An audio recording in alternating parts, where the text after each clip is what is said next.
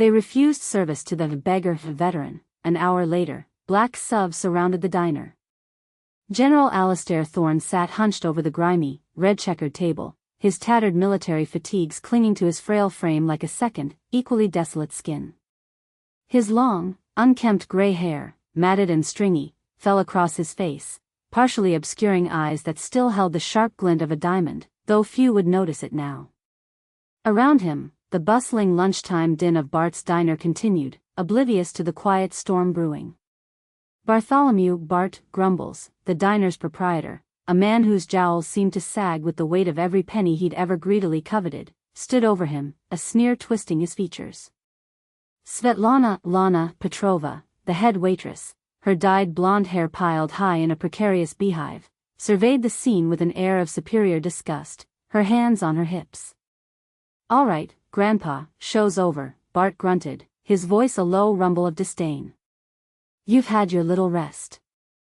Time to take your act elsewhere." His voice carried the familiar cadence of petty authority, a sound Thorne had long since catalogued. Lana scoffed, a harsh, grating sound that grated on more than just the ears. "Honestly, Bart, why do we even let these types in? They just scare away the good customers. And certainly don't tip."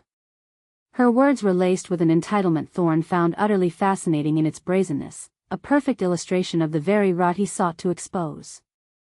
Thorne, in his guise as a destitute veteran, slowly lifted his gaze, his eyes, momentarily unclouded by the character he played, met Bart's. A faint, almost imperceptible smile played on his lips, a secret amusement known only to himself and the unseen narrator. The irony of the moment, the sheer theatricality of it all, was a quiet thrill. "The game is over, indeed," Thorne rasped, his voice rough, intentionally hoarse, a perfect mimicry of a lifetime spent shouting orders over battlefields and then decades of neglect. "And the results are in." Bart and Lana exchanged a confused glance, then burst into derisive laughter. "Oh, listen to him, Bart. He thinks he's playing some kind of game," Lana sneered, her painted lips curving into a cruel arc. "The only game you're playing, old man, is, how much can I beg before I get kicked out?" Bart leaned closer, his breath reeking of cheap coffee and stale grease, a testament to the life he embodied. "Last warning, pal. Out. Now. Or I'll call the cops and have you removed for loitering." He gestured impatiently towards the door, expecting immediate compliance from what he perceived as a harmless, pathetic old man. Oh, if only he knew the tempest he was so flippantly dismissing. The man before them, whom they treated with such utter contempt, held the power to unravel their carefully constructed, albeit shoddy, lives with a mere whisper. The irony, the narrator observed with a knowing smirk, was truly delicious. Thorne felt a familiar, cold determination settling in his chest, a sensation not unlike the calm before a critical military maneuver. Every insult, every sneer, was a piece of data confirming his hypothesis. How had General Alistair Thorne, a man whose net worth could rival that of small nations, whose name resonated in the hallowed halls of defense innovation, found himself in such a squalid predicament, deliberately inviting such scorn? The journey to that greasy diner table was long and paved with disillusionment. It began not with a sudden revelation, but a slow, creeping weariness, a profound sense of alienation from the world he had once believed he understood. Born into an era that still held reverence for duty and sacrifice, Alistair Thorne had served his country with distinction, rising through the ranks of the military with an intellect as sharp as his strategic prowess. His early years in uniform were forged in the crucible of real conflict, where the lines between right and wrong were stark and immediate, and the camaraderie of those beside him was a tangible, life-saving force. He had seen the ultimate sacrifice, tasted the bitter dust of defeat, and savored the hard-won victories. His strategic mind, honed by countless simulations and real-world engagements, saw patterns where others saw chaos, predicting outcomes with chilling accuracy. His years in uniform, marked by bravery and innovation, culminated in his retirement as a decorated four-star general, a man whose name was synonymous with modern military doctrine. But retirement was merely a prelude to his second act. Leveraging his deep understanding of defense needs and his uncanny foresight, he founded Praetorian Dynamics, a company that revolutionized defense technology, from advanced cybersecurity systems that guarded national secrets to next-generation autonomous drones that redefined aerial reconnaissance. The company soared, making him not merely wealthy, but astronomically so, a multi-billionaire, his fortune growing almost as fast as his company's influence. He had built an empire, but as the years wore on, he realized he felt little joy in its expansion. Yet, despite his immense success, a profound weariness settled over Thorne in his twilight years. He watched as the world changed, morphing into a landscape he barely recognized.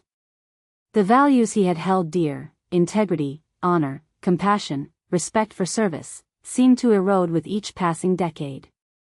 He saw it everywhere, in the sensationalist news cycles that celebrated superficiality, in the cutthroat corporate world where ethics were mere suggestions, and in the burgeoning social media landscape that fostered instant gratification and shallow connections.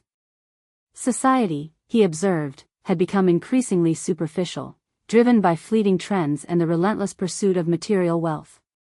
Empathy appeared to be a dwindling commodity, replaced by a callous indifference, especially towards those deemed less fortunate, those who had, in the eyes of many, simply failed to keep up.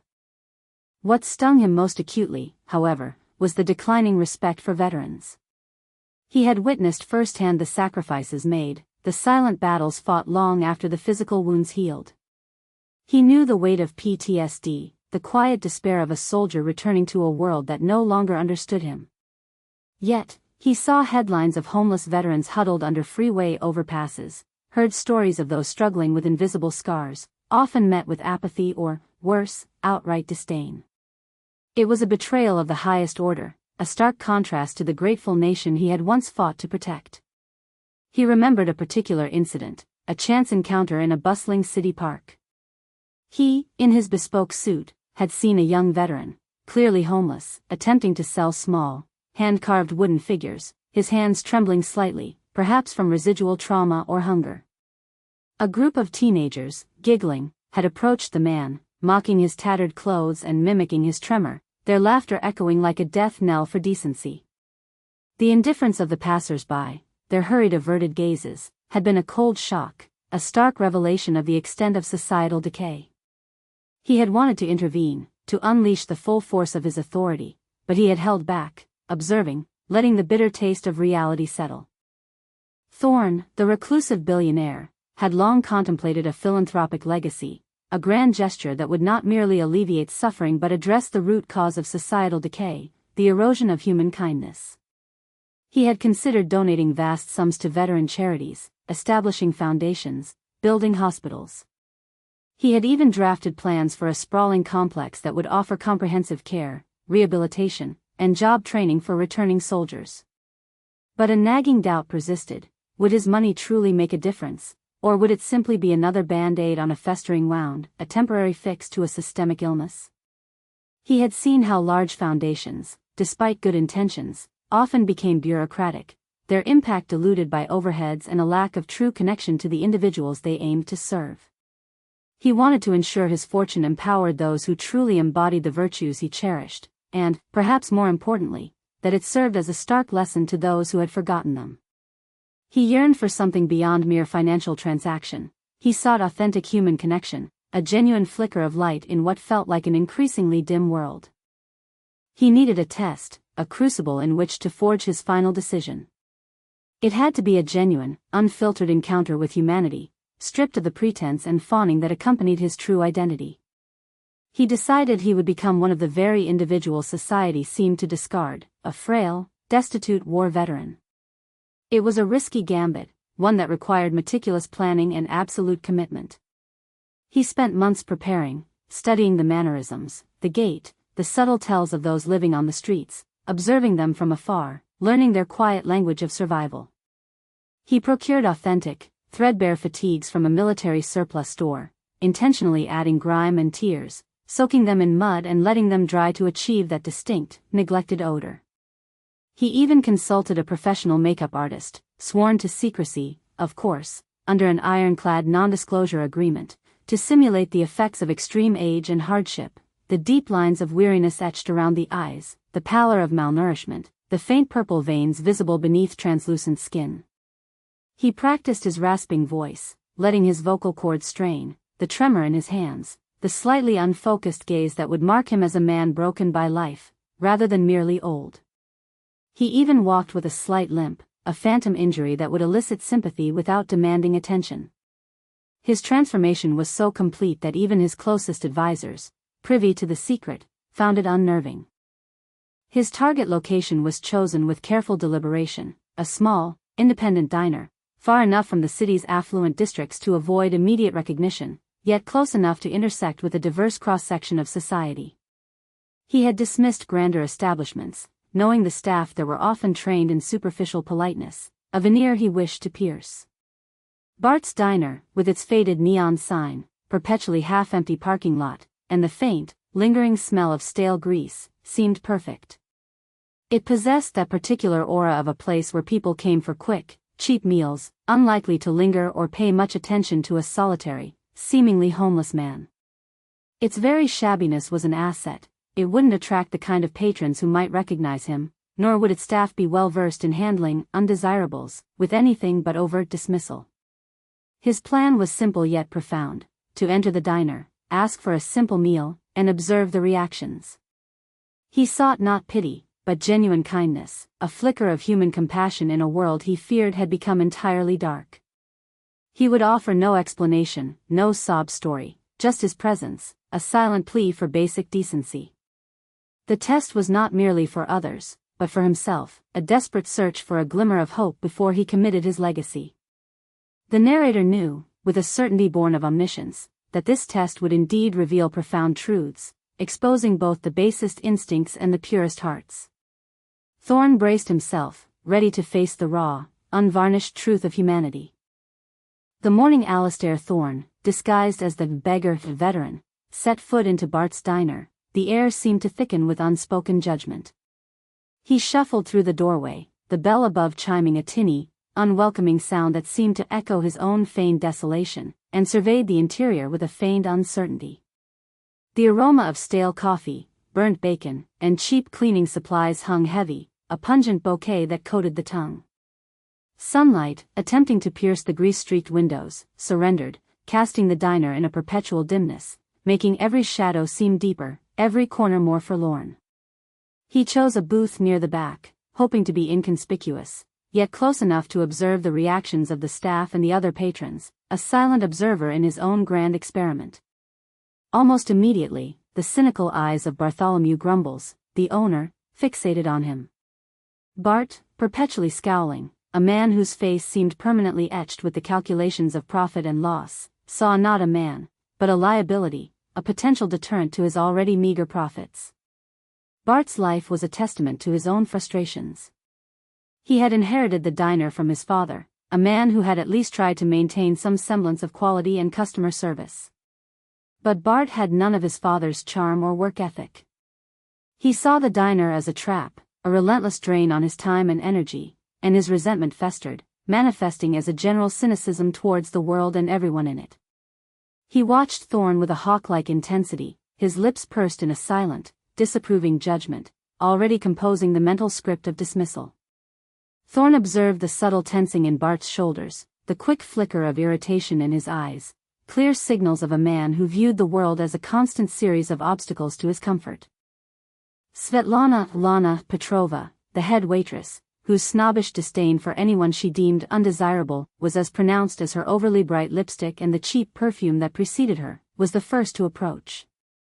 Lana, a woman whose aspirations far outstripped her reality, saw herself as destined for a grander life, one far removed from the greasy confines of Bart's Diner.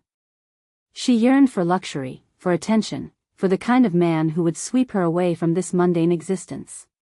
Her snobbery was a protective shield, a way to separate herself from the common people she served, reinforcing her self-delusion of superiority. She swayed towards his table, a menu clutched in her hand like a weapon, her every step radiating thinly veiled contempt. "Can I help you, Grandpa?" she bit out, her voice dripping with sarcasm, her eyes raking over his tattered clothes with an almost physical disdain. "This isn't a shelter, you know.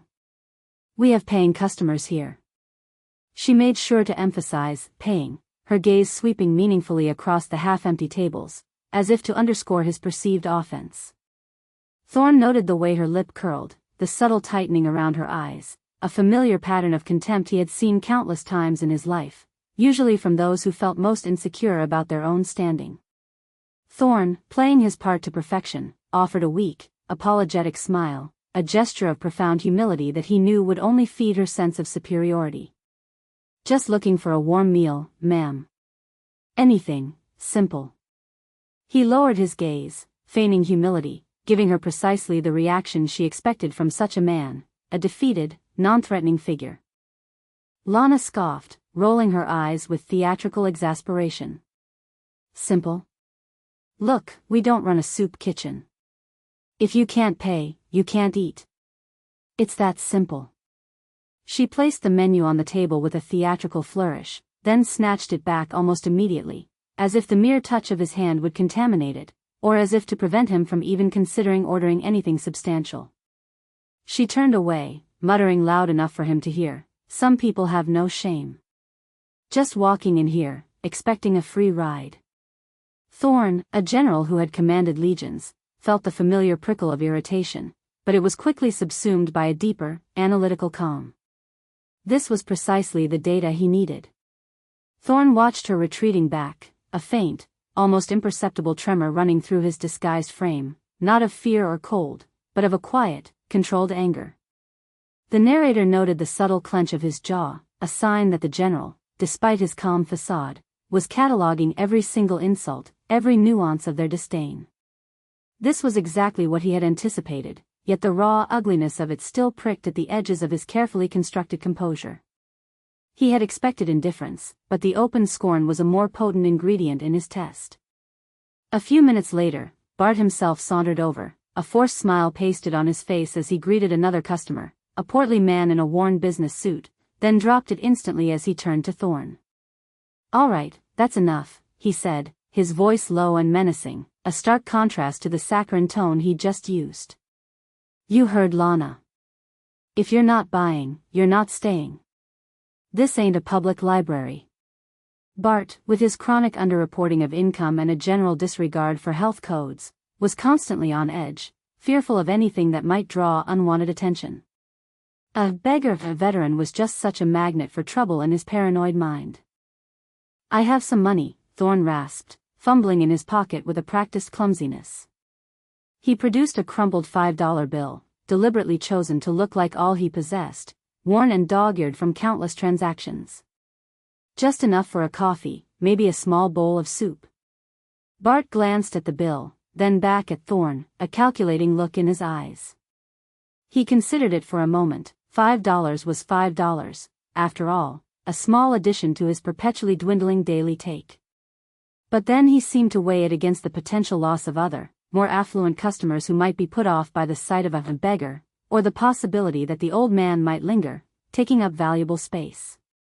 His greed, the narrator observed, was a fickle beast, easily swayed by perceived opportunity or threat. He scanned the diner, noting the few occupied tables, imagining them turning away. The risk, however small, outweighed the immediate gain. "No soup today, Grandpa," Bart declared, his decision made, a dismissive finality in his tone. "And coffee's $2.50. You'll just be taking up a booth. Get out." He punctuated his command with a dismissive wave of his hand, as if shooing a particularly irritating fly. Thorne slowly withdrew the $5 bill, his hand trembling slightly, a deliberate addition to his portrayal of frailty.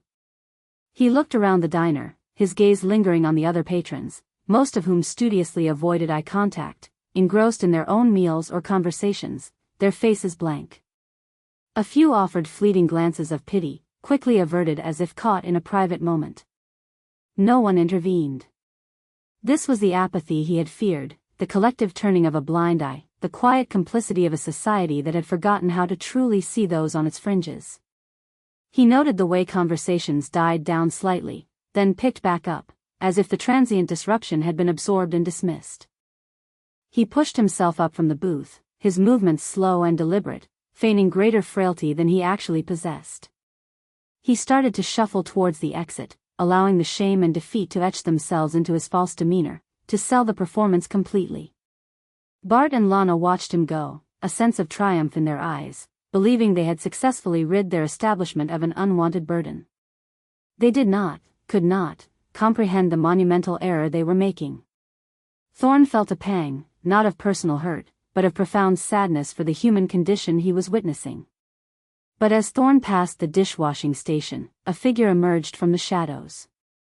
It was Eli Vance, the diner's busboy, a young man in his early 20s. Eli was quiet, almost invisible, his slight frame and unassuming nature allowing him to navigate the diner without drawing attention. He worked tirelessly, cleaning tables, ferrying dirty dishes, always with a polite nod or a soft, "excuse me." He was often overlooked, considered just the busboy, a disposable cog in Bart's profit machine, but beneath his quiet exterior lay a heart of profound empathy. Eli had witnessed the entire exchange, the cruel dismissal, the old man's dejected retreat. His own life had been difficult, raised by a single mother working 2 jobs to keep them afloat. He understood the sting of poverty, the feeling of being judged for circumstances beyond one's control. He knew what it felt like to be hungry, to be invisible. He often went without proper meals himself, quietly making do with leftovers or what he could afford from his meager wages. He saw not a beggar, but a fellow human being in distress, a reflection of struggles he knew intimately. As Thorne drew level with him, Eli, moving with the quick, furtive movements of someone accustomed to operating beneath notice, quickly peeled a half-eaten sandwich from his own meager lunch wrapped in a napkin. It was a simple turkey and cheese, half consumed, but it was his. He had been saving it for his break, a small indulgence in his long, demanding day, but the sight of the old man's defeated posture stirred something deep within him, a silent command to act. He also pulled out a small, pre-packaged apple juice carton, a rare treat. Eli knew he risked Bart or Lana seeing him, and the consequences would be severe, a reprimand, perhaps even losing his job, a job he desperately needed to help his mother pay rent and keep food on their table. But the urge to help, to offer a small kindness, outweighed his fear. It was an instinctive, uncalculated act of pure human generosity. He subtly extended his hand, pressing the sandwich and juice into Thorne's palm. Their fingers brushed, and Thorne felt the surprising warmth of the young man's skin, a warmth that seemed to spread through his own carefully constructed coldness. Eli's eyes, soft and earnest, met his. There was no pity, only a quiet, understanding compassion. "Here, sir," Eli whispered, his voice barely audible above the diner's din, a conspiratorial whisper of kindness. "It's not much, but, please. And thank you. For your service." The last phrase, spoken with a simple, genuine respect, was an unexpected gift. Eli had noticed the vague military bearing beneath the rags, the faint shadow of a past of purpose. Thorne's practiced facade wavered for a fleeting moment. His eyes, the general's eyes, widened almost imperceptibly as he truly saw the young man, the genuine compassion, the selfless act, the quiet dignity. It was the purest form of kindness, offered without expectation or demand, given despite personal risk. It was the very thing he had been searching for, a beacon in the pervasive gloom he had deliberately immersed himself in. He felt a profound surge of emotion, a mix of relief and profound gratitude, a warmth that reached his core. It was the answer he had sought, the confirmation that humanity was not entirely lost. He nodded, a single, solemn nod, acknowledging not just the food, but the spirit behind it, the profound depth of character in this young, unnoticed man. "Thank you, son," he rasped, the words imbued with a deeper meaning than Eli could possibly comprehend. "Thank you." Eli offered a small, shy smile, then quickly retreated back to his duties, blending seamlessly into the background, his act completed without seeking acknowledgement. Thorne clutched the sandwich and juice, a quiet revolution stirring within him, a profound shift in the direction of his legacy. He continued his slow walk to the door, stepping out into the harsh glare of the afternoon sun, a man who had entered the diner with a question and left with an answer. Bart and Lana, engrossed in counting their paltry earnings and gossiping about customers, remained blissfully unaware of the pivotal moment that had just transpired under their very noses. or the immense fortune that had just slipped through their grasping fingers. The narrator, watching from an unseen vantage point, allowed a knowing smile to spread across their face. The true test had concluded, and the wheels of consequence had begun to turn. Thorne felt a lightness he hadn't experienced in years, a sense of purpose renewed and refined. The clock on the diner wall ticked away with an ominous rhythm, each second bringing Bartholomew Grumbles and Svetlana Petrova closer to their reckoning. They were still basking in their self-congratulatory glow, occasionally glancing towards the door, chuckling about the beggar veteran they had so deftly dispatched. Bart was in the middle of complaining to Lana about the cost of paper towels, bemoaning how, these days, everyone expects a clean wipe, back in my day, when a subtle vibration began to shake the diner's windows. It was a low thrumming at first, barely perceptible, then a distinct, powerful rumble that grew rapidly louder, vibrating through the very floorboards. "What in the blazes is that?"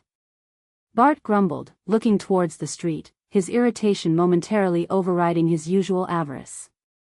Lana, peering through the window, scoffed, adjusting her beehive. "Probably just some loud exhaust, Bart. Don't tell me you're getting jumpy now, after dealing with that old grifter." But the sound intensified, evolving into a symphony of powerful engines, a deep, resonant growl that suggested something far more substantial than a mere car, something military-grade in its precision and power. Suddenly, the diner's plate glass window was filled with a formidable, glossy black form. Then another, and another.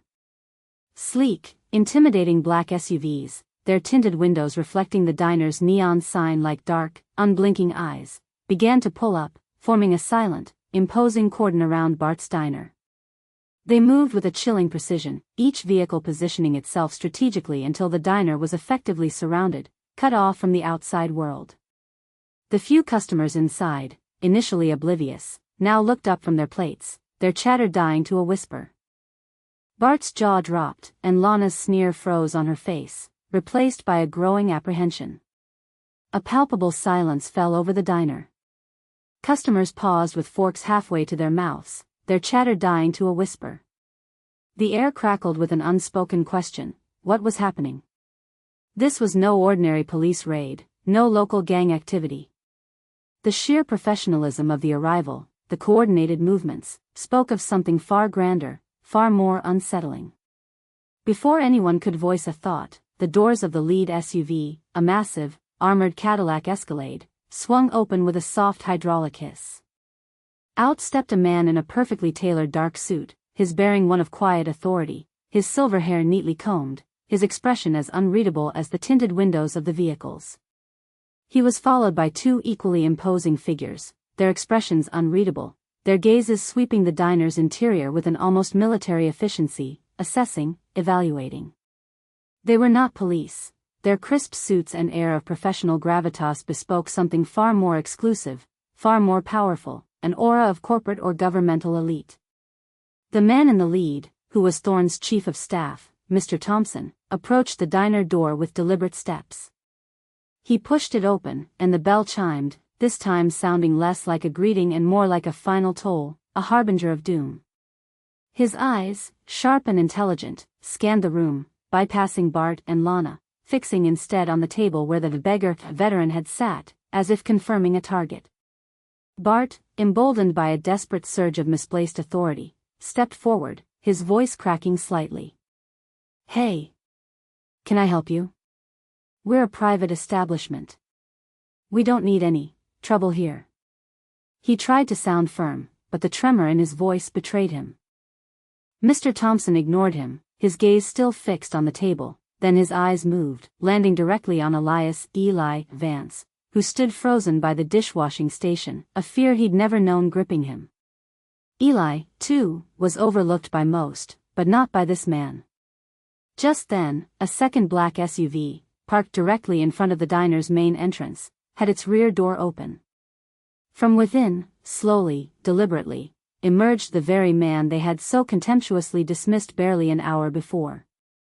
It was General Alistair Thorne, but not the hunched, frail beggar they had known. His tattered fatigues were gone, replaced by a meticulously tailored suit of the finest charcoal wool, clearly bespoke and expensive, its fabric shimmering subtly in the dim diner light. His unkempt, stringy gray hair had vanished, revealing a perfectly coiffed, distinguished silver mane, framing a face that, though still bearing the marks of age, now exuded an undeniable vitality. The lines of weariness on his face had softened, replaced by a subtle, almost imperceptible air of command, of profound authority.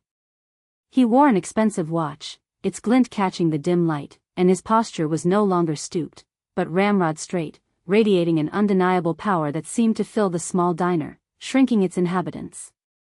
Bart and Lana stared, their minds struggling to process the impossible transformation.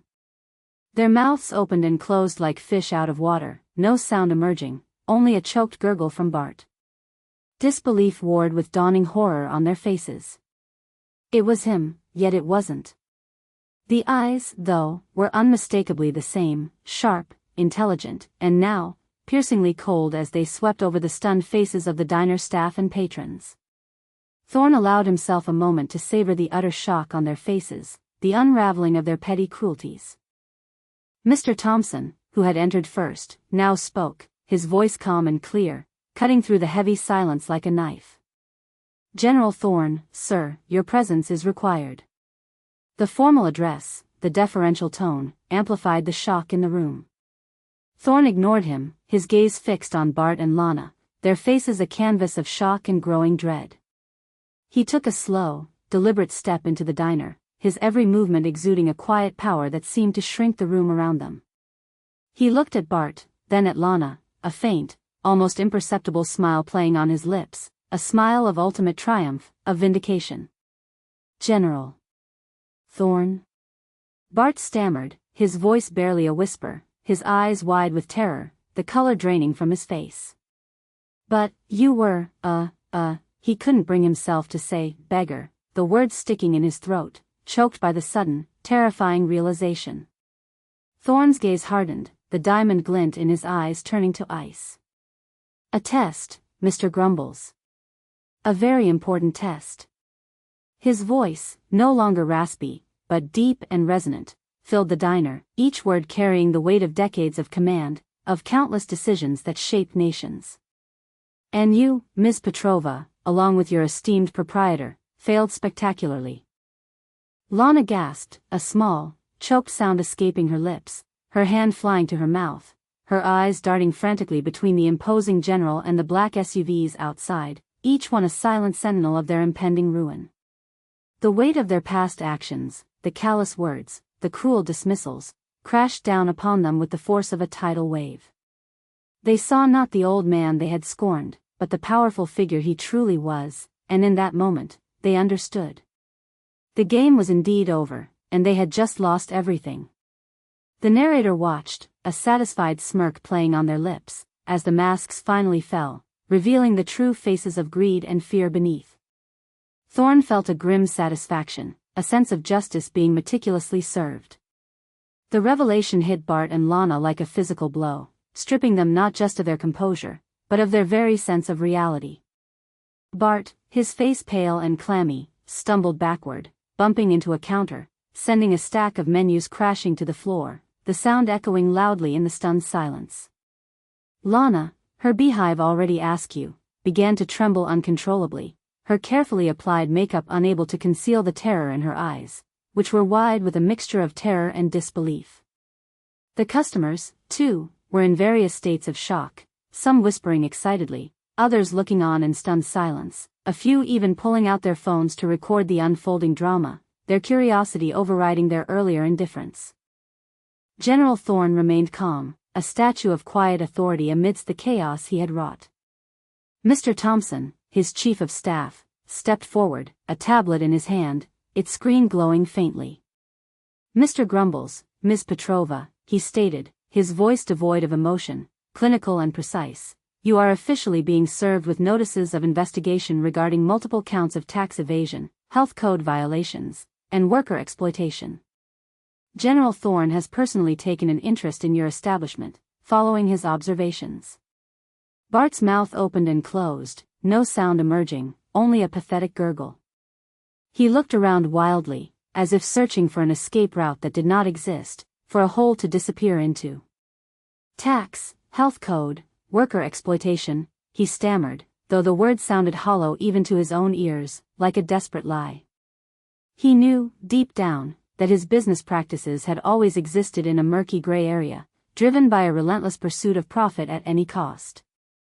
He had cut corners on hygiene, ignoring the grease and grime, underreported income by thousands of dollars, siphoning cash directly from the till, and paid his staff, especially the busboys like Eli, barely above minimum wage, often delaying payments for days, even weeks. He had justified it all as shrewd business, as necessary to survive in a tough economy, never imagining that such petty transgressions could lead to this, to such an overwhelming, public downfall initiated by a man he had so contemptuously dismissed. Lana, however, found her voice, albeit a shrill, desperate one, stripped of all its former snobbery. But General. We didn't know. We thought you were, please, General, have mercy. We'll do anything. We'll give you free meals for life. We'll donate to charity. Her facade of superiority crumbled entirely, revealing the desperate, greedy woman beneath, pleading for her very survival.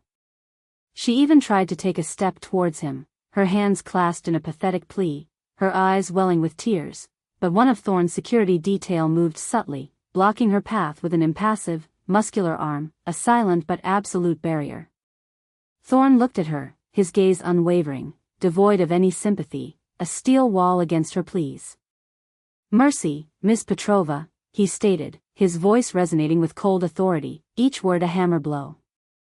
Where was your mercy when you mocked a man seeking a simple meal, a man whose only perceived crime was his appearance? Where was your mercy when you dismissed a veteran, a man who gave decades of his life to protect the very freedoms you so casually abuse, the freedoms that allowed you to operate this establishment with such impunity? He gestured around the diner, his hands sweeping over the faded decor and the shocked faces of the remaining customers. This establishment, Mr. Grumbles, will be shut down by the end of the week. All assets will be seized to compensate for your fraudulent activities and to establish a fund for those you have exploited. You and Ms. Petrova will face the full weight of the law, with a comprehensive audit of all your financials. The words were a death knell, a final, irrevocable judgment. Bart sagged against the counter, defeated, his face ashen, his body shaking uncontrollably. Lana let out a small sob, a truly pitiful sound, her face contorting in despair, her carefully crafted life dissolving before her eyes. Their dreams, their carefully constructed world of petty tyranny and profit, were crumbling around them, leaving them exposed and vulnerable. The narrator watched, a grim satisfaction settling, as the consequences of their callousness manifested in real, tangible ruin. They had valued profit over people, appearance over decency, and now they would reap the bitter harvest of their choices, a harvest of destitution and public shame. Thorne felt no elation, only a profound sense of closure, the completion of a necessary, if unpleasant, task.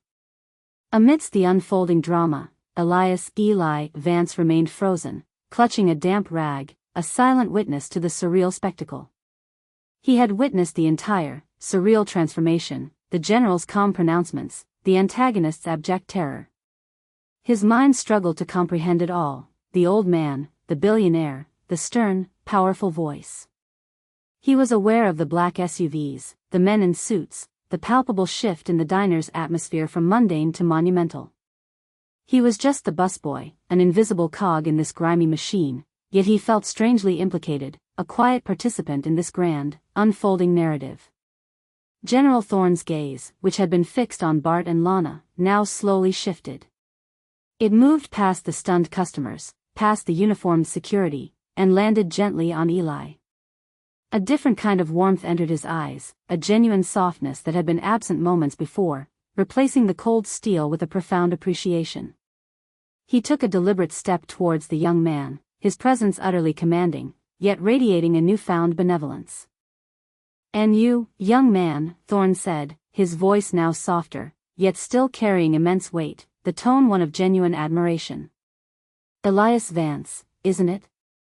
I learned your name from the staff records." Eli flinched, startled that the general even knew his name, much less had sought it out. He nodded mutely, unable to speak, his throat tight with emotion. His heart hammered against his ribs, a frantic drumbeat against the silence. You, Thorne continued, a hint of profound admiration in his tone, showed true compassion. When others turned away, when they scorned and dismissed a man they believed to be nothing, you offered kindness. You shared your own meal, at personal risk to your employment, to a man you believed to be a destitute stranger. That, young man, is a rare and precious quality, a beacon in a world that often prioritizes self-interest. Thorne's words were a balm, a recognition that transcended the simple act. Eli's eyes widened, a flicker of hope and profound confusion mixing in their depths. He didn't understand what was happening, or why this powerful man, this general, was speaking to him with such gravitas. Thorne turned to his chief of staff, Mr. Thompson, who stood ready, tablet in hand. Mr. Thompson, please ensure that Mr. Vance is properly compensated. And by that, I mean an amount that will set him and his family up for life. A trust fund for his education, a comfortable home for him and his mother, and a position within Praetorian dynamics, should he choose to accept it. One commensurate with his character, not merely his current experience. Mr. Thompson nodded, pulling out a pen and pad, already making notes, his movements efficient and precise. As you wish, General. I will have the legal team prepare the necessary documents immediately. Eli gasped, a small, choked sound that was almost a sob. His eyes darted between the general, Mr. Thompson, and the bewildered faces of the remaining customers. A trust fund? A home? A job at Praetorian Dynamics, a company he knew only from news reports as a titan of industry, a name whispered with awe in financial circles? It was too much, too incredible to comprehend, a dream too vast for his limited world. He felt a wave of dizziness wash over him, the enormity of the moment threatening to overwhelm his senses. His struggles, his mother's struggles, flashed before his eyes, all the nights he'd gone to bed hungry, all the times he'd seen his mother's exhaustion from working two grueling jobs, all the dreams he'd quietly suppressed because they seemed unattainable, luxuries he couldn't afford. And now, this, a sudden, miraculous inversion of fortune. General. I don't know what to say, Eli stammered, tears welling in his eyes, blurring his vision. I just wanted to help.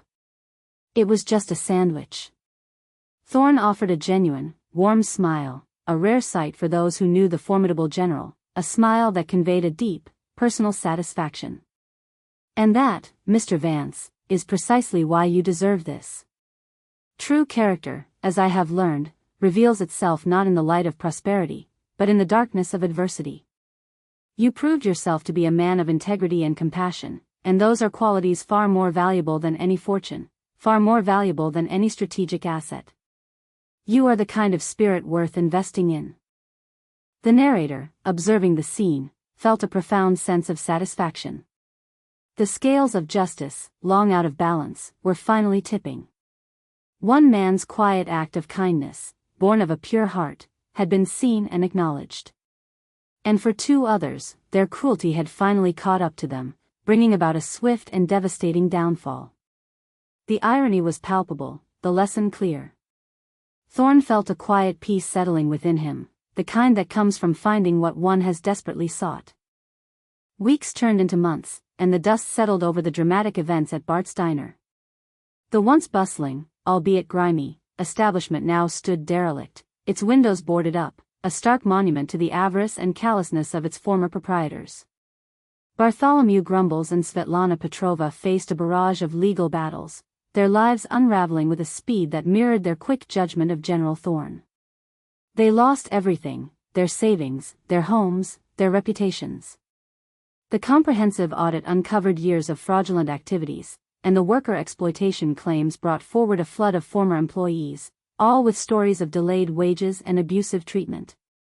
The local news had a field day with the story, painting them as villains, their faces plastered across headlines as cautionary tales of greed and unkindness. They were forced to declare bankruptcy, facing not only financial ruin but the social ostracism that accompanied such public disgrace, their names synonymous with shame. They found themselves, in a cruel twist of fate, in a position not unlike that of Beggar, they had so scorned, though without the dignity or hidden strength Thorn possessed. Their punishment was not just legal, but existential, a complete stripping of their perceived status and material comforts. Bart, bitter and alone, often haunted the streets, muttering to himself, while Lana, her pride shattered, moved away, unable to face the judgment of a community she had so disdained. General Alistair Thorn, meanwhile, had returned to the quiet solitude of his sprawling estate, far from the public eye, but his purpose had never been clearer. The test had yielded its results, and the profound sense of peace he sought had finally settled within him, a deep contentment that far surpassed any military victory or business triumph. He spent his days overseeing the meticulous execution of his philanthropic plans, now greatly expanded and refined. He established the Kindred Spirit Foundation, dedicated not just to supporting veterans, but to fostering genuine human connection and compassion across society. His vast fortune was being channeled into initiatives that encouraged empathy, provided aid to the truly needy without bureaucratic hurdles, and championed the quiet acts of kindness that often went unnoticed, precisely the kind Eli had demonstrated. He found immense satisfaction in knowing his legacy would be built not on drones or cybersecurity, but on the very human values he feared had been lost, a legacy of human dignity. Eli Vance's life had been utterly transformed, a testament to the ripple effect of a single, selfless act. The initial shock had given way to an overwhelming sense of gratitude and disbelief, a quiet awe at the sudden, benevolent shift in his destiny. The trust fund, managed by Thorn's legal team, ensured his financial security and allowed him to pursue his dreams. He enrolled in college, choosing a major in social work, driven by his inherent desire to help others, to be a beacon of kindness in a world that so often needed it. He moved into a small, comfortable home purchased for him by the foundation, a place he could finally call his own, where his mother no longer had to work two grueling jobs. She, too, had been overwhelmed by the sudden turn of fortune, shedding tears of relief and pride for her son, finally able to rest and enjoy her twilight years. Eli chose to take the position at Praetorian Dynamics, not for the money, which he now had in abundance, but for the opportunity to learn and grow within a company founded by a man he deeply admired, a man who had seen him when no one else had. He started in an administrative role, but his intelligence, his quiet dedication, and his unwavering integrity quickly shone through, earning him the respect of his colleagues. He often visited the Kindred Spirit Foundation, contributing his time and insights, embodying the very spirit it sought to cultivate, offering his unique perspective from the ground level. He never forgot where he came from, or the simple act of kindness that had changed his destiny, remaining humble and grounded. He continued to be the quiet, observant young man, but now with a profound purpose and the means to truly make a difference in the lives of others, paying forward the kindness he had received. The story of the Beggar, veteran and the black SUVs became an urban legend, a whispered tale of poetic justice that spread through the city, often exaggerated but always retaining its core truth.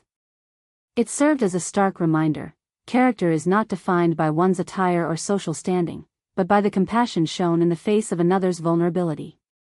It is in the darkest moments, when the world seems most indifferent, that true human kindness shines brightest, a small flame in the pervasive gloom. And as General Thorn often reflected in his quiet moments, looking out over his vast estate, the greatest treasures are not found in vaults of gold, nor in the strategic victories of nations, but in the selfless generosity of a pure heart, the quiet, unnoticed acts that ripple outwards.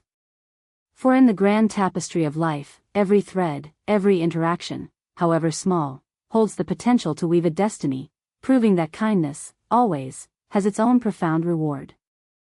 If you found General Thorn's story of testing humanity's true colors compelling, you'll love the other incredible tales of redemption, revenge, and unexpected twists we have on this channel. Be sure to hit that subscribe button and turn on notifications so you don't miss our next gripping narrative. We release new stories every week. What did you think of Bart and Lana's downfall? Did they get what they deserved? And what about Eli? Wasn't his act of kindness truly remarkable? Let us know your thoughts in the comments below. We love hearing from you.